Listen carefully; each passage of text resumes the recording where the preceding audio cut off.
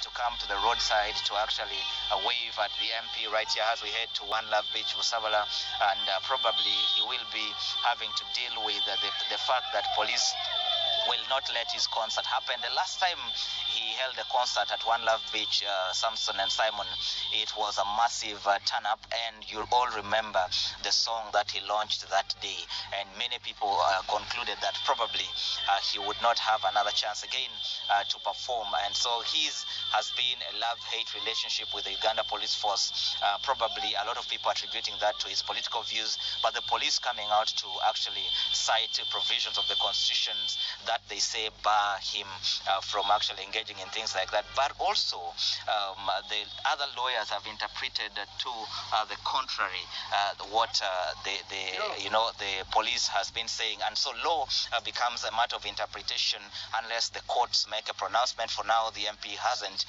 made a decision to go to court to challenge the way he's being treated by the police, but clearly he has insisted he has rights, and those rights must be acknowledged, and that is what he has been saying. And so we come to a brief stop over here on our way to One Love Beach, Busabala. We wait to see what exactly will be happening.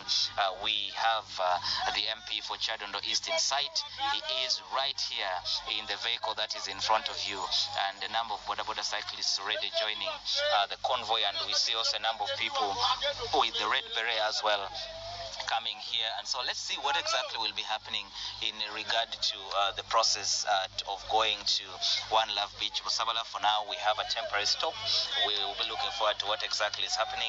And so the vehicle sets off again. Chadondo East Member of Parliament Robert Chagulanyi Sentamu en route to Busabala. If you've just joined us, the convoy appears to be growing. A number of border cyclists making their way there.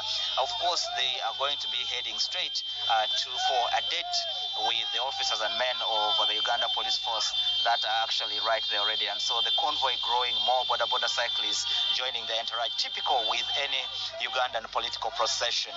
And we'll be looking forward to the reactions when we get to the other side, but we're counting down to reaching One Love Beach, Busabala, Samson and Simon.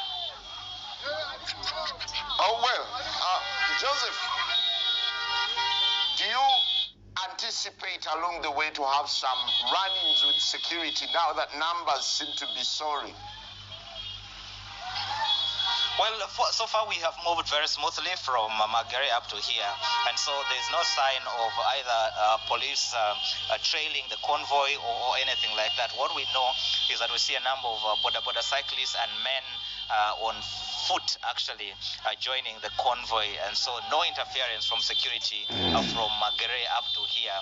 So far, we can say that the signs look towards a safe journey to Magere. But again, we will be taking note of every development as it happens every minute. The horns of the motorcycles continue to vibrate through the air, probably a precursor to the 2021 campaigns. Remember, following the release of the Election Commission roadmap, we have a few months to the political peak season where the MP for Chadondo East, if he's on the ballot, will be testing his popularity for the first time, and probably will be facing off with the incumbent and a number of other established candidates like the FDC's Dr. Kiza Besigye, who has so far mounted the strongest challenge to President Museveni since his rule that was ushered in by a civil war in 1986 that has now been known as the liberation of 1986. And so probably as we head towards that, we're going to be seeing a lot of these confrontations. But again, the question a lot of us are asking is, what is the position of the law? Which law is the Uganda police using, and are they interpreting it correctly? If they are not, what is the remedy within the law? And probably the question of who is right and who is wrong, and can we find a middle ground where the country can have a mutual coexistence, that law enforcement can be done and an artist like Chagulanyi can as well participate in making money from his trade? That is again the question we'll be throwing to the people in charge of making the decisions that are going to determine what happens today, Simon.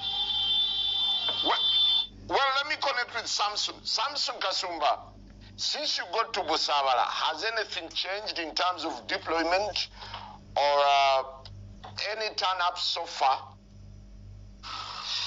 Nothing has changed. Of course, there is a perimeter fencing that is being built around the One Love beach. It hasn't been plastered. It's still naked brick and mortar. Their security continues to be ready for that professation that Joseph Sabiti speaks about, heading in this direction. Ours is to cover whether Bobiwine, the musician, or Honorable Robert Chagulanyi Sentamu will be allowed to come here. It's got to be remembered that this is his property. So what the law suggests about somebody trying to gain access to his property where he does his work, where he fends for his family, is what we do not know. Those are questions for legal minds to answer. Is there any problem for a man who is trying to get to his business premises? Those are the questions that we have to answer. Joseph, you have a very close affinity to legal minds. What does the law say about a man who is trying to gain access to his private property? What has the letter of the Director of Operations said to that end? Is it that they have stopped the concert, or have also indicated, at least implicitly, that they don't want even a businessman to go to his business premises? Well, the letter talks about the concert, and then so how they will treat him as he tries to gain access to his business is a conversation that we will have when we get to where you are. But what we know is that the concert has been outlawed. But also, Samson, a very important event happened in 2005 when actually the Honorable Mwanga Chivumbi, now back then still an activist, and the Democratic Party went to court to challenge Section 32 of the Police Act, and they reasoned that, look, the police has no powers to outlaw or permit any public gathering. They said the role of the law is the role of the police is regulatory. It was a protracted battle in the Constitutional Court, and the Constitutional Court actually struck out Section 32 of the Police Act, and from that day it was clear that the police does not have prohibitive powers but regulatory powers. After that, General Kale Kaihura, the then police chief, went ahead and actually working with Parliament through the Ministry of Internal Affairs brought in the Public Order Management Act of 2013 that many people think was a reversal of that court ruling that involved Mwanga Chivumbi versus the Attorney General. And so is the role of the police prohibitive or regulatory? Where is the line between a legitimate security concern and actually efforts by and for the first time, Samson, we cite a presence of security personnel. They are police officers, two of them so far we have seen on the right, and military personnel. And so clearly it's an operation between the police and the military. We have seen three personnel. Since we left Magere, we had not sighted police, Samson, and so it is the first time that we see three personnel, two from the Uganda Police Force and one holding an AK-47 from the Uganda People's Defense Forces. They have not interrupted the procession, and so the Honorable Robert Chagulanyi, I can say on good authority, has been able to move very, very smoothly from Magere, and now we are on the Maram Road heading to One Love Beach, Busabala. He has since brought down his window. He waves to excited supporters who are motioning to him and shouting "People power, our power," and he's going into a place where the police has made it clear no concert will be happening. And so what he does with that is a different thing, but I'm sure the promoters in charge of organizing this concert already have the communication through the letter of the Director of Operations in the Uganda Police Force, Asuman Mojenyi, and we'll be looking forward to how they will be received at Busabala, where this delegation, this convoy is heading, Samson and Simon.